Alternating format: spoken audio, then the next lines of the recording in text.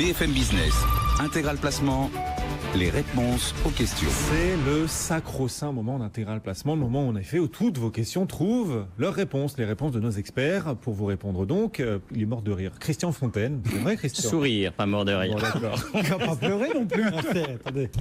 Rédacteur en chef du magazine Le Revenu.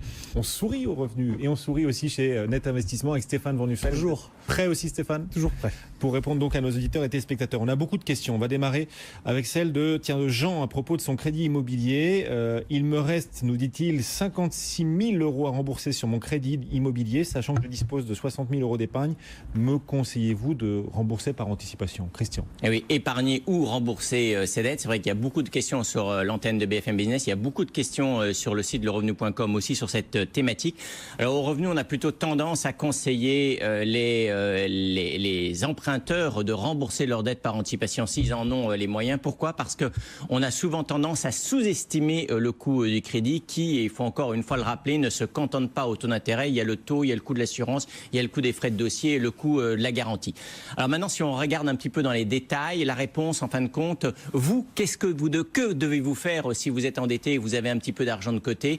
La réponse dépend de paramètres techniques, mais également psychologiques. Les paramètres techniques, c'est bien sûr à combien vous êtes endetté et à combien vous pouvez placer. C'est vrai qu'aujourd'hui, on annonce souvent des taux d'endettement, la possibilité de s'endetter à 0,95, 1%. En réalité, lorsqu'on regarde le taux auquel sont endettés les Français qui ont emprunté il y a 4, 5, 6, 7 ans, c'est souvent plutôt autour de 3-4%, si on tient compte bien sûr de l'ensemble des coûts du financement. D'un côté, un endettement à 3-4%.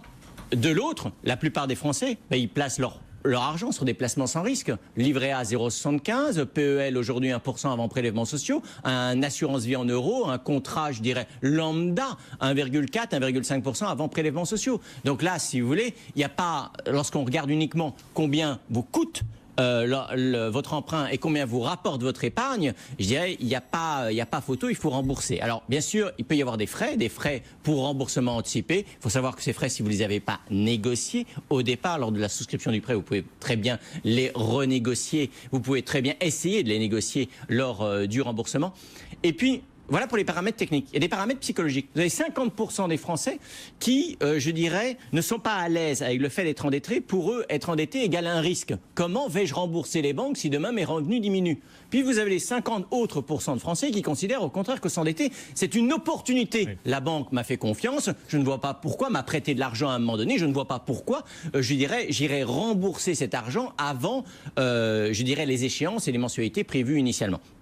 Donc voilà, la réponse, le revenu recommande plutôt généralement aux Français de rembourser leurs dettes par anticipation. Le taux d'endettement des ménages en France, il est en train d'exploser. Avec les taux bas, il y a de plus en plus de crédits immobiliers. Il y a une étude là-dessus et c'est nouveau, parce que la France était plutôt en dessous des autres pays européens en termes d'endettement des ménages. Et là, on est en train de rejoindre la norme européenne, la moyenne européenne, parce que les crédits immobiliers se multiplient. Oui, Stéphane. mais c'est moins grave si c'est du crédit immobilier pour sa résidence principale ou pour de l'investissement que si c'est du crédit conso comme on a dans les pays anglo-saxons. Vous avez raison, et ce sont des taux fixes en France. Et on amortit du capital, donc on s'enrichit quelque part. Oui, c'est vrai que les taux, on n'arrête pas de le dire, mais sont vraiment quand même historiquement bas. C'est une anomalie. Voilà, c'est une anomalie.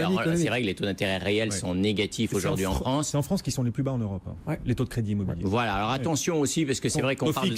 attention aussi, les loyers augmentent peu et les salaires augmentent peu. Et donc, ce qu'il faut comparer, c'est le taux. Ce qu'on dit souvent lorsqu'on s'endette à 0,95 ou 1%, mais c'est vrai qu'au bout de 5, 6, 10 ans, le poids, je dirais, des mensualités dans le budget de la famille diminue. Non, il ne diminue que si votre salaire augmente, si vous achetez votre résidence principale, ou que si le loyer augmente, si vous investissez dans l'investissement locatif.